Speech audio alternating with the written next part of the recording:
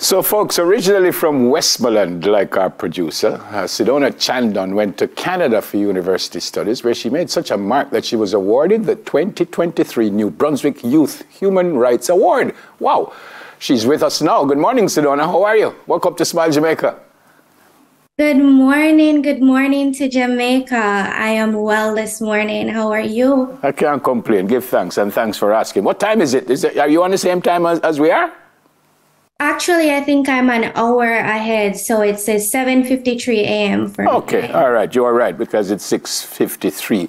Congrats on what I just said, Human Rights Awardee. How does that make you feel? Thank you so much. It's really an honor, coming from Jamaica as an immigrant to Canada and to receive such a prestigious award. So I'm feeling truly blessed and filled with gratitude. All right, congrats again. Let's go back to the start. Why did you leave us? Where did you leave us from in Jamaica? And why did you end up in somewhere that is what, -3 below now? Well, -3 would be below, obviously. Why? Tell me about that. Where were you in Jamaica with school and stuff like that? Bring me up to date. Right. So originally I grew up in Westmoreland, in a very rural town called Friendship, surrounded by a lot of trees and the Cabarita River.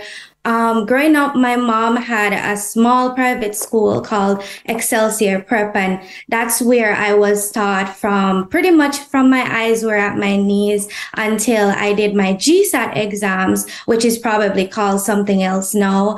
And I then attended Manning School, which is a traditional high school in West. I'd say the best, of course, but I'm definitely biased. So after attending Manning's, I moved on to tertiary education in Canada, which was at St. Thomas University. That's a bit about the background, but there's a longer story to how I decided to really come to Canada. So pretty much in 2017, I had taken a gap year when I graduated from Manning School.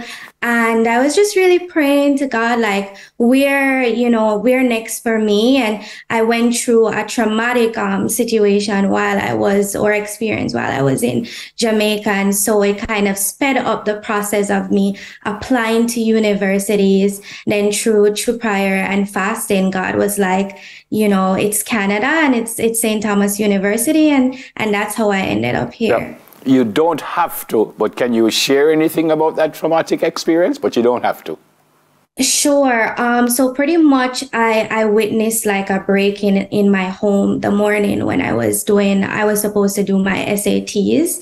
And so it was, a lot of trauma seeing that. And so then I decided that, okay, I needed to leave quite sooner than had planned. Yeah. Yep. You also said that you would go to the first university that accepted you, and in New Brunswick, that happened. Any regrets thus far?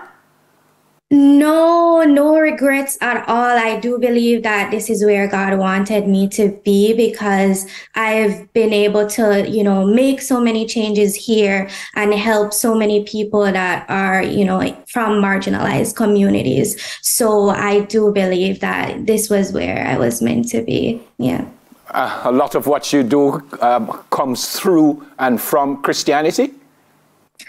I'd say prayer is such an important part of my life, and God is. And I follow a lot of principles from the Bible, like, loving your neighbor as yourself. So I do believe a lot of what I do is propelled by that. Yeah. And where did this, I don't want to use the word fascination, but where did the fact that you wanted to be involved in human rights and stuff, where did that come from? So I'd say growing up, seeing my mom, she would, she was a teacher at that time, and she'd take in vulnerable youths into her home over the years, and she'd like give them free access to education. And I really believe that propelled that drive in me to want to be of service to others.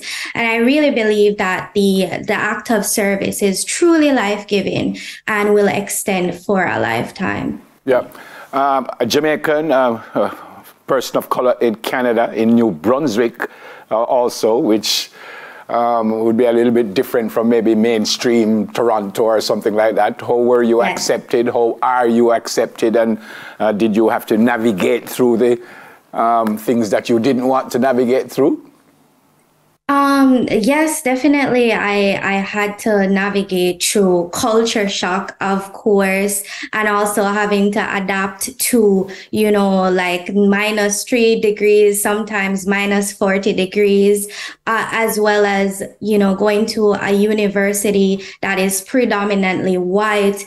I had to many times face, racism or, well, not even just racism at my school, but more so racism in the community too, trying to find, jobs, stuff like that. So it was a difficult thing to navigate, but I say, I had a lot of allies in university and people that supported me. And so that stemmed to where I started to make changes, like developing the first Black Student Association on campus and stuff like that. So I'd say it motivated me more than, challenged me. Yeah, you've already said no regrets, but even through those and the racism and stuff, you still didn't think, why am I here? I want to go back home. No? Well, I mean, there were definitely moments where I was like, oh my God, I miss Jamaica. I miss where I'm always welcomed. But at the same time, I kept strong on the fact that, God sent me here for a reason. Yep. Yeah. What are you doing right now? And when I say right now, I don't mean speaking to me, but right now, what are you doing and where do you go from where you are? Right. So right now, I'm currently the executive director of the New Brunswick Student Alliance, which we advocate for over 6,000 university students in my province, and our impact extends to over 12,000. So my hope for the future is possibly pursuing law, but I really have a deep interest in also politics, and I might just return home to get involved in that. Okay, what do you miss most about Jamaica? I think what I miss most is just being able to pull over on the side of the road and just get like roast corn or soup, there's nowhere like home, and I come back every chance I get. Yep. Yeah. Any similarities, by the way, with where you are in Jamaica? No.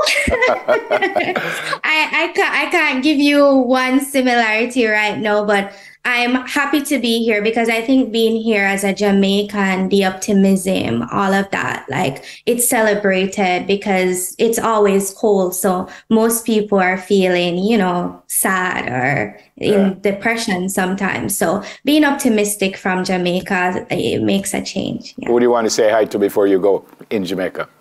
Okay, I'd love to say hi to my nephew Aaron, who's watching, and my sister Shona, my mom and dad Leela and Rodolphe Chandon, and my brother as well as my best friend tuning in from Jamaica, Brittany Ennis. So hello, everyone. Yeah, very impressed with what you have done, what you continue to do. Just look after yourself, be safe, and say hi to the folks there, and say hi to us when you come to Jamaica. God bless you. All right. God bless. Take care. Thank Bye. You. She's the Executive Director of New Brunswick Students Alliance, Sydona Chandon. That's it for our Diaspora Check-In.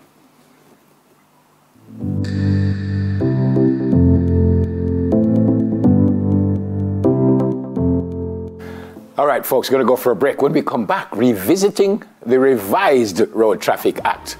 That comes up in just a little while. Stay with us, please.